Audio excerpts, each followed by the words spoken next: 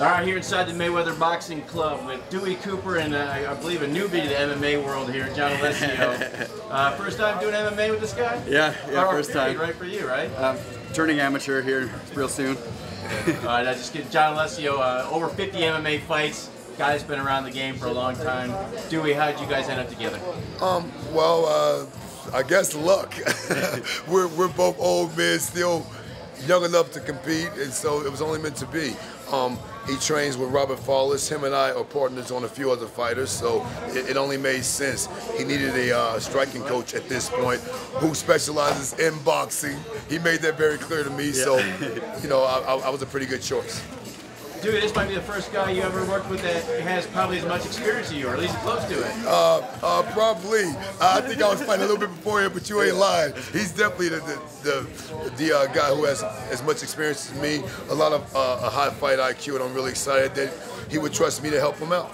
And John, what was it about Dewey that attracted you to him as far as a trainer? Well, the ability to mix up my striking. You know, I love boxing. It's where my passion's always been in boxing, as far as striking is concerned, but I knew that there was a little gap that needed to be filled with knees and kicks, and there's nobody better than Dewey to work it all together and still focus on boxing, not really trying to change me into a Muay Thai fighter or anything, because at this point in my career I can't really change my style, and I shouldn't. You know, I got to work with what I know and what works for me and just add to those tools. Yes, that's what we want to do. We want to improve what he's doing, make it just a little sharper. And also, he's going to be doing a pro boxing fight at some point before it's over. I'm throwing it out there first.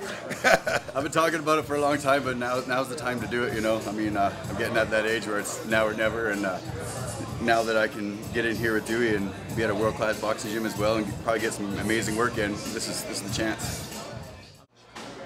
All right, well, before we get to the boxing, you have something ahead of you first. On June 26th, you're going to be back in Bellator ring.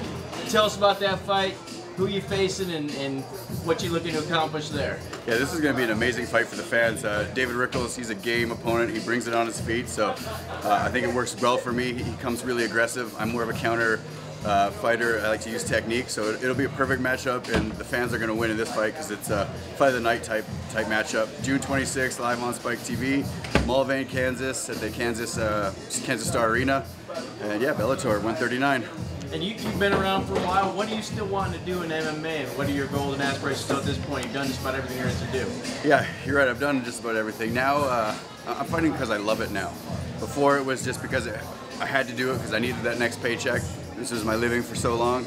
I have a business here in Las Vegas. I have other careers that I'm working towards right now. So now it's just to get it all out of my system and fight for the fun of it and the love of training, the love of getting into the gym every day and grinding it out. And that there's nothing like the smell, the feeling when you step on that canvas in the cage, you know. And I still got a lot left inside. I gotta get it out before it's too late. And then Dewey, just before his fight, you got a couple months, so what are you hoping to tweak or improve upon him before he gets in the... We're just going to do what he does and just make it super duper sharp and make his defense, you know, impeccable. That's the goal. But like he said, this is a childhood love. This is something that we've done as kids. This is something we still have the youthful bliss for. And that's what we both fight for. We fight because it's in our hearts, it's in our souls, it's in our spirit, and we're going to show it physically to everyone in the world. John Alessio, I'm real proud to be a part of his camp.